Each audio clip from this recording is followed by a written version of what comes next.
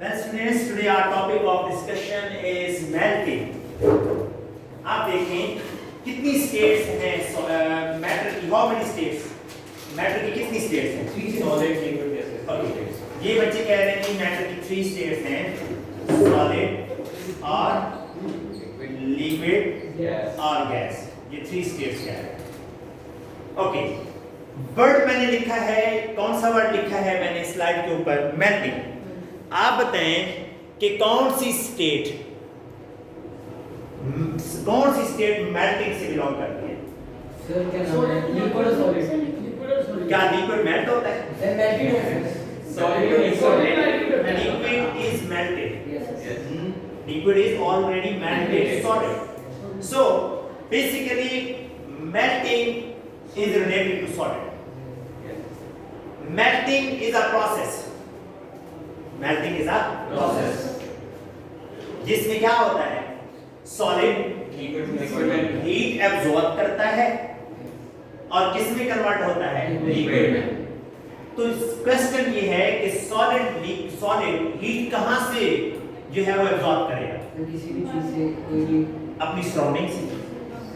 So melting is a process in which a solid absorbs heat from surrounding and converts into liquid. So write the definition of melting. It is a process in which heat is absorbed from the surrounding to change the substance from solid state to liquid state. इस line को मैं explain करूंगा. ये line आपने याद रखनी है, इसको मैं अभी एक्सप्लेन करूंगा.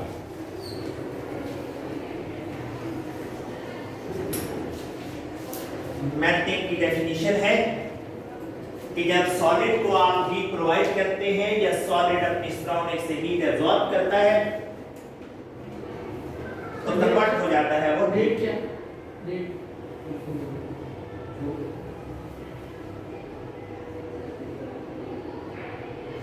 ओके. लुक हियर, ये सॉलिड्स के एटम्स हैं. सॉलिड में एटम्स अली कैसे मूव करते हैं?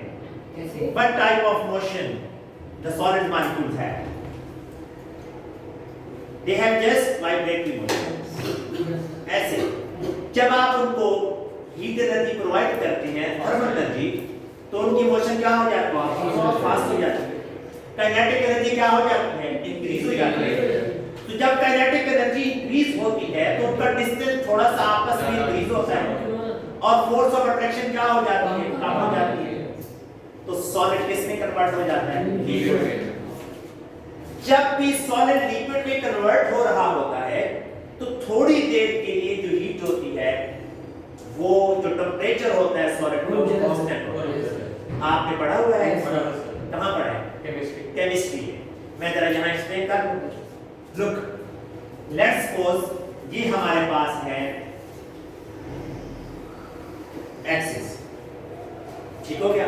ये है हमारे पास ओरिजिन और यहाँ पे हम लेते हैं टेम्परेचर. क्या लेते हैं? टेम्परेचर है. और इसको हम टाइम कह सकते हैं. टाइम, ये टाइम है. टाइम सेकंड में होना है. टेम्परेचर केल्विन में कह सकते हैं या सेल्सियस ग्रेड में कह सकते हैं. मैं सेल्सियस में ही टेम्परेचर लेता हूं. लुक, आपके पास है आइस. क्या है? आइस. आइस आपकी माइनस टेम्परेचर पे है, माइनस कह लें 20 डिग्री सेल्सियस पे. आइस कौन सी स्टेट में है? सॉलिड स्टेट में. जब आप आइस को हीट करेंगे तो वो उसका टेम्परेचर बढ़ेगा. कहां तक बढ़ा? 0 डिग्री सेल्सियस. यदि आप बताएं -20 ग्रेटर है या 0 ग्रेटर? 0. आइस पीसेस थे आपके पास. लेट्स सपोज ये एक बीकर है. इस बीकर के अंदर आपने आइस पीसेस डाल दिए हैं. ये आइस पीसेस हैं. इनके अंदर आपने टेम्परेचर फाइंड करना है.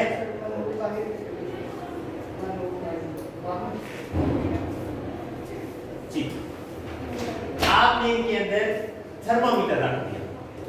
ये थर्मामीटर का बल्ब इसके अंदर है. जी, ये मरकरी है. -30 से जब आप -20 से जब आप इसको थर्मल एनर्जी प्रोवाइड करेंगे, हीट करेंगे, तो टेम्परेचर बढ़ेगा, 0 पे आ गया। अब जब आप हीट देते रहेंगे तो थोड़े से टाइम के लिए टेम्परेचर बढ़ेगा नहीं, स्टॉप हो जाएगा। क्यों स्टॉप हुआ? यहां भी कांस्टेंट रहेगा कुछ टाइम के लिए। क्यों?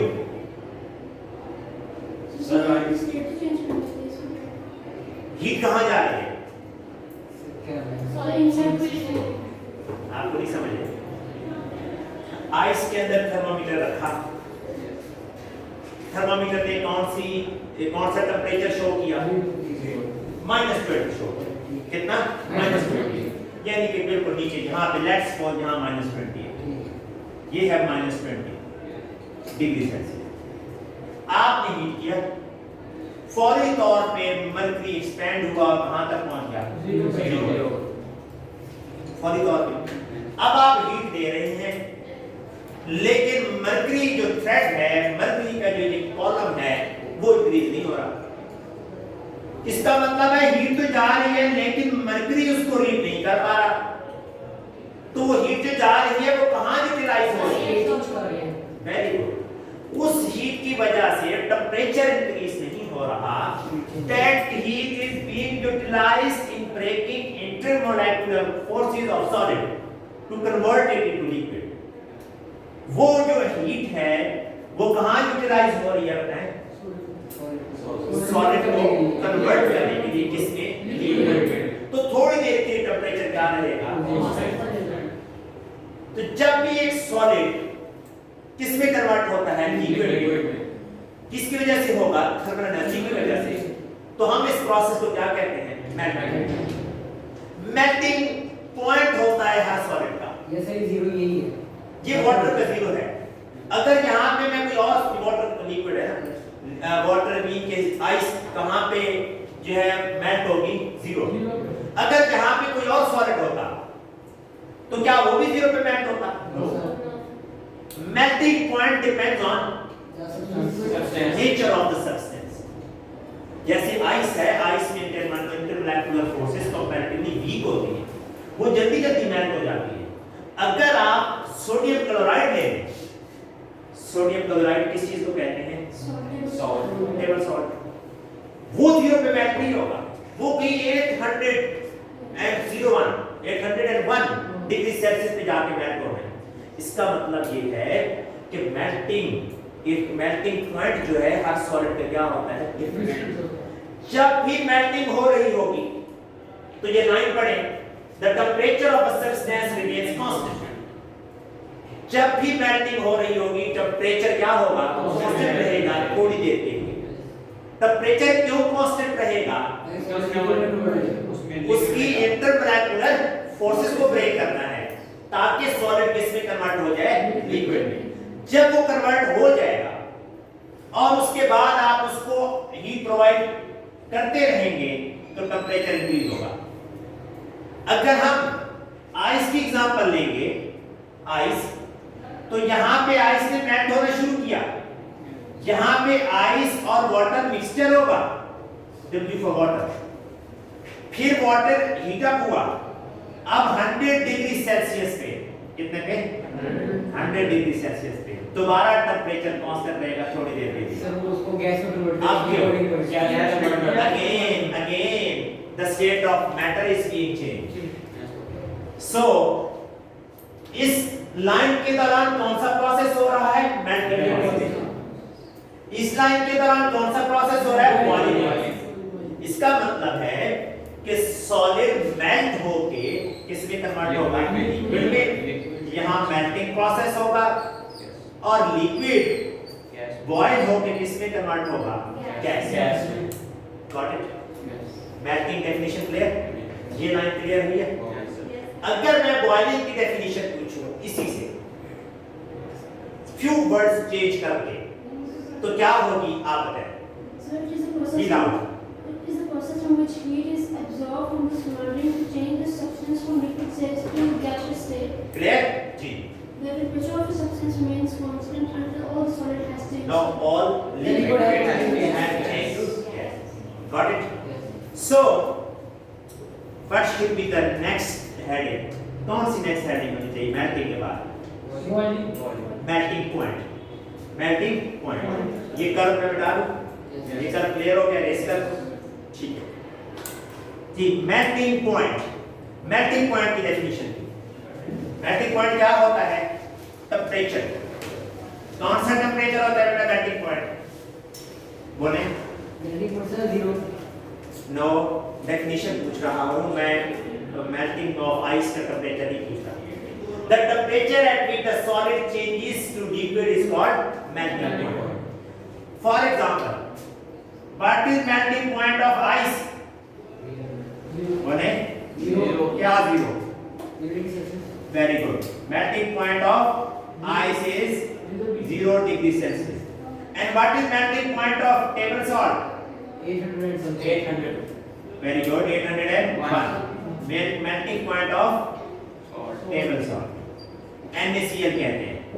That is 801 degree Celsius. Ji, melting clear? Melting point clear? जी, आपसे मेरा क्वेश्चन है. Why the melting point of table salt is greater than melting point of ice?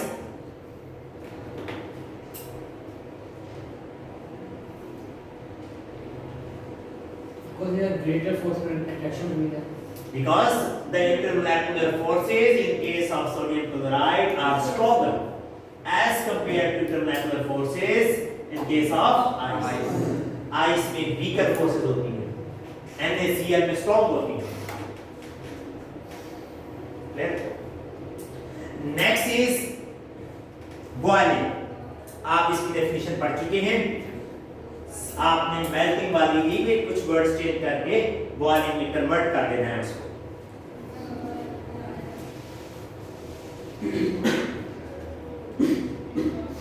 ये लाइन क्लियर है? Temperature of substance remains constant until the liquid changes to again.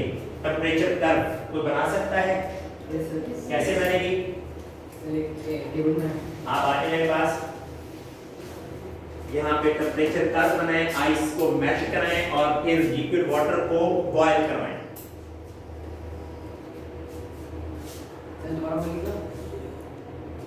Ice को -20 degree Celsius पे ले ice. पहले तो axis बेटा label करें. Axis label करें. वर्टिकल एक्सिस पे आप टेम्परेचर लें.